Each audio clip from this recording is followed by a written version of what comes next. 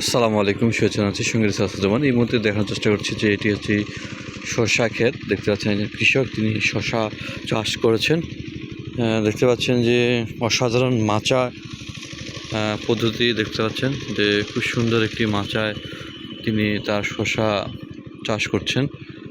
আর সবচেয়ে মজার বিষয় হচ্ছে যে ইনি দেখতে পাচ্ছেন যে প্লাস্টিক দেওয়া হয়েছে।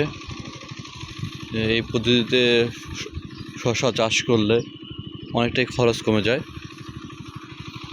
মালচিং পেপার দিয়ে তিনি শসা করছেন।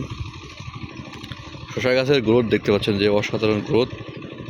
হয়তোবা রমজানেরকে কেন্দ্র করার কথা ছিল, রমজানেই বিক্রির শেষের দিকে হয়তোবা তিনি হারভেস্ট করতে পারবেন। তিনি তার লক্ষ্যমাত্রা নির্ধারণ করেছেন। গাছের কোয়ালিটি অসাধারণ।